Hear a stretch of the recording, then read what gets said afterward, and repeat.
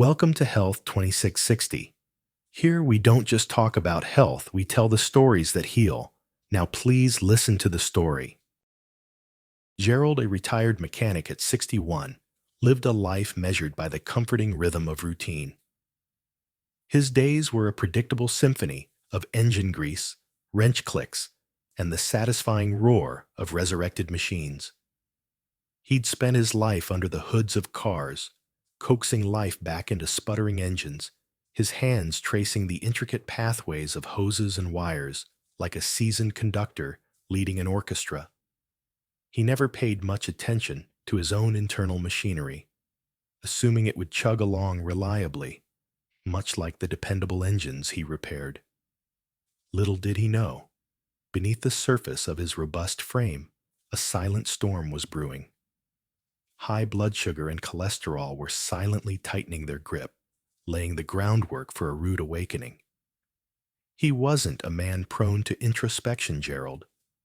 His thoughts were practical, grounded in the tangible world of gears and pistons.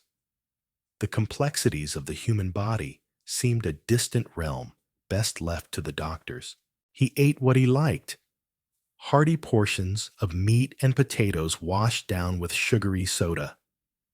Exercise was a brisk walk to the garage and back, and stress was just another part of the job, shrugged off with a wry smile and a swig of coffee. He was in many ways a typical product of his generation, a man who valued hard work and simple pleasures, blissfully unaware of the ticking time bomb within. The first sign was subtle, almost imperceptible, a slight tightness in his chest that he dismissed as indigestion. Then came the occasional dizzy spells, shrugged off, as a consequence of bending over greasy engines for hours on end. But one morning, the subtle warnings escalated into a full-blown alarm. He woke up with a jolt, a vice squeezing his chest, his hands trembling like leaves in a storm. His heart hammered against his ribs, a frantic drumbeat echoing in his ears. Panic surged through him cold and clammy. He stumbled out of bed, his legs weak and unsteady. The room swam before his eyes, the familiar furniture morphing into grotesque shapes. He knew with a chilling certainty that something was terribly wrong. With a Herculean effort, he managed to call 911. The paramedics arrived in a flurry of flashing lights and urgent voices. They strapped him to a gurney, their faces grim and focused. The siren wailed as the ambulance sped through the streets, a discordant soundtrack to his rising fear. At the hospital, a battery of tests confirmed his worst fears. It wasn't a heart attack, not quite, but it was a close call. His blood glucose and cholesterol levels were dangerously high, teetering on the edge of a catastrophic event. The doctor, a young woman with kind eyes and a reassuring manner, explained the situation with careful precision. "Your body is struggling, Gerald," she said, her voice gentle but firm. "You need to make some serious changes." She prescribed medication, a cocktail of pills, designed to lower his blood sugar and cholesterol. Gerald listened intently, his mind reeling. He'd always been a picture of health, or so he thought. Now suddenly he was facing his own mortality. He left the hospital with a bag full of pills and a head full of anxieties. He took the medication dutifully, but he couldn't shake the feeling that there had to be a more natural way to heal his body. He was, after all, a mechanic. He understood how machines worked, how they could be repaired and restored to their former glory. Surely, the human body was no different. He began to research, poring over medical articles and health websites. He learned about the dangers of processed foods, the benefits of exercise, and the importance of a balanced diet. He discovered a whole world of natural remedies and alternative therapies, a world that had been hidden from him until now. He felt a flicker of hope, a sense that he wasn't entirely at the mercy of his condition. During a chance encounter, a catch-up with an old friend named Bob, Gerald's world tilted slightly on its axis. Bob, a wiry man with a mischievous twinkle in his eye, had always been a bit of a health nut. He swore by organic foods, practiced yoga religiously, and had a knack for unearthing obscure natural remedies. They met at their usual coffee shop, a small, unassuming place that smelled of burnt coffee and stale pastries. Bob looked surprisingly well, Gerald thought, considering they were both supposed to be battling the indignities of aging. After exchanging pleasantries and complaining about the aches and pains of getting older, Gerald cautiously broached the subject of his health scare. He explained his diagnosis, the medication he was taking, and his nagging feeling that there had to be a better way. Bob listened patiently, nodding occasionally and sipping his herbal tea. When Gerald finished, Bob leaned forward, his eyes gleaming with excitement.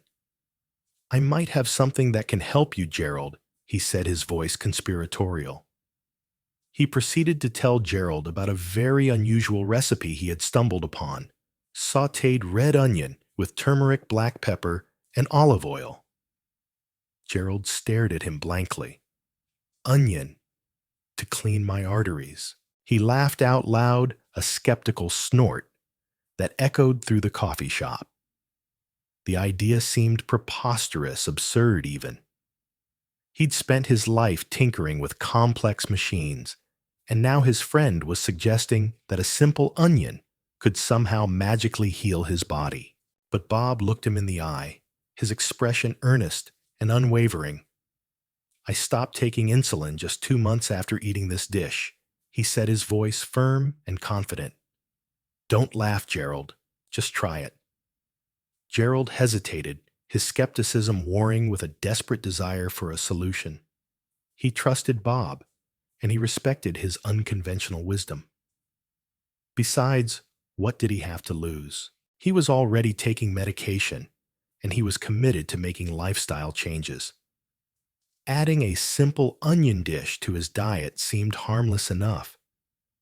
He decided to give it a try, albeit with a healthy dose of skepticism.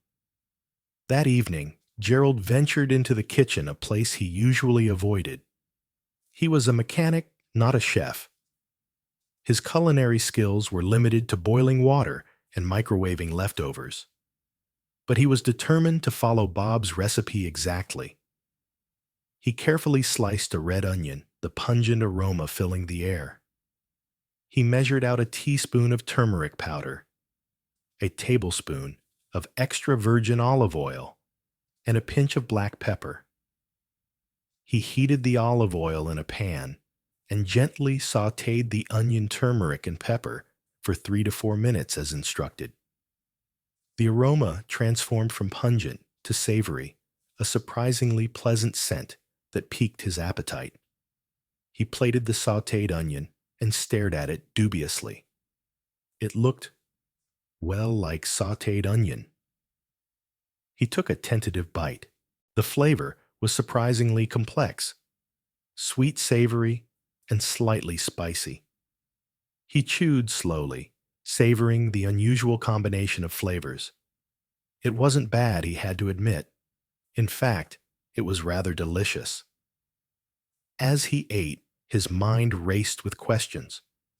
Why red onion? Why turmeric powder? Why black pepper? It all seemed so random, so unscientific. He ate the dish several times over the next week, each time with a growing sense of curiosity. He decided to delve deeper to understand the science behind Bob's seemingly magical recipe. He started researching the individual ingredients, scouring the internet for information about their health benefits. He learned that red onions are rich in antioxidants and flavonoids, compounds that can help protect against heart disease and cancer. He discovered that turmeric is a powerful anti-inflammatory agent thanks to its active compound curcumin. and he was intrigued to learn about the synergistic effect of combining turmeric with black pepper. He stumbled on a piece of information that stopped him in his tracks.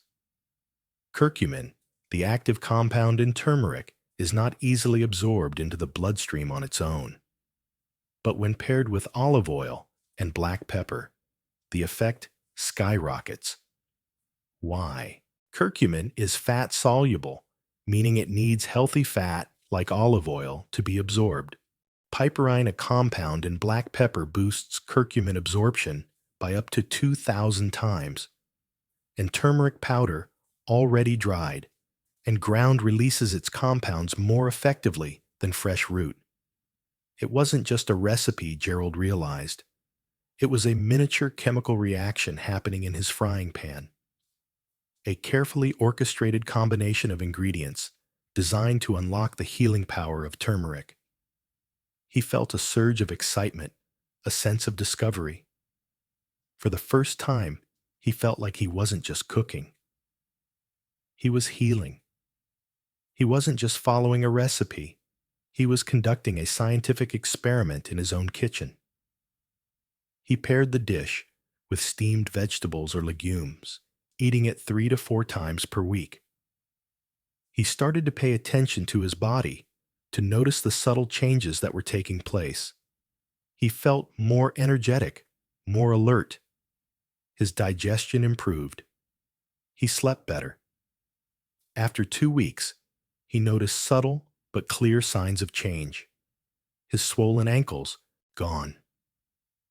He used to wake up every morning with puffy, aching ankles, a common symptom of poor circulation. Now they were slender and pain-free. Sleep deeper and more restful. He had always been a light sleeper, tossing and turning throughout the night. Now he slept soundly, waking up feeling refreshed and rejuvenated. Blood sugar gently trending down. He monitored his blood sugar levels religiously, and he noticed a gradual but consistent decline. He was still taking his medication, but he felt like his body was finally starting to heal itself. After 6 weeks, the results were undeniable. He went back to the doctor for a checkup, expecting to hear the same old warnings and lectures. But this time, the doctor's expression was different. She looked at his lab results in disbelief, her eyes wide with surprise. "These are remarkable, Gerald," she said, her voice filled with genuine amazement. "What have you been doing?" His lab results shocked even his doctor. LDL bad cholesterol dropped by 18%. His cholesterol levels had been stubbornly high for years despite his medication. Now they were within the healthy range. Morning blood sugar fell from 142 to 110. His blood sugar had been dangerously elevated, putting him at risk for serious complications. Now it was approaching normal levels. He felt more energetic than he had in years. He had been feeling sluggish and fatigued for months, a common side effect of his condition. Now he felt like he had the energy of a much younger man. And the dull pressure in his chest completely gone. The tightness and discomfort that had plagued him for weeks had vanished, leaving him feeling lighter and more at ease. Gerald smiled, a genuine, heartfelt smile that radiated from his eyes. He told the doctor about Bob's recipe, about his research, and about the changes he had made to his diet and lifestyle. The doctor listened intently, her expression a mixture of skepticism and curiosity. "I'm not sure about the science behind the onion recipe," she said, "but I can't argue with these results. Whatever you're doing, keep doing it." Gerald left the doctor's office feeling like a new man. He had taken control of his health, and he had proven that natural remedies can be a powerful complement to conventional medicine. He continued to eat the sautéed red onion dish regularly, and he continued to make other healthy choices. He exercised regularly ate a balanced diet, and managed his stress levels. He felt better than he had in years, and he was determined to stay that way. Gerald began sharing the recipe with his retired friends at the local church group. Most of them were stunned that something so simple could bring such relief, lightness, and vitality. They were a group of elderly men and women, most of whom were battling their own health problems. They had seen their fair share of doctor's pills and medical procedures. They were skeptical, but they were also desperate for a solution. Gerald shared his story with them, explaining the science behind the recipe and showing them his lab results. He encouraged them to try it for themselves to see if it could make a difference in their lives. At first, they were hesitant. The idea of eating sautéed onions with turmeric and black pepper seemed strange and unappetizing. But Gerald's enthusiasm was contagious, and his results were undeniable. One by one, they started to try the recipe, and one by one, they started to experience the same benefits that Gerald had experienced. Their blood sugar levels dropped, their cholesterol levels improved, and their energy levels soared. They felt lighter, more energetic, and more hopeful. They were amazed that something so simple could have such a profound impact on their health. They told their friends, their families, and their neighbors about the recipe. The word spread like wildfire, and soon everyone in the community was talking about Gerald's magical onion dish. He told them, "Sometimes healing doesn't begin with medicine. It begins in your kitchen with a humble red onion." He emphasized the importance of taking control of their own health, of making informed choices about their diet and lifestyle. He encouraged them to research, to experiment, and to listen to their bodies. "Don't underestimate the healing power of food," he said. "A humble onion, paired with turmeric and olive oil, could do more for your heart than you think." Gerald became a local hero, a champion of natural healing.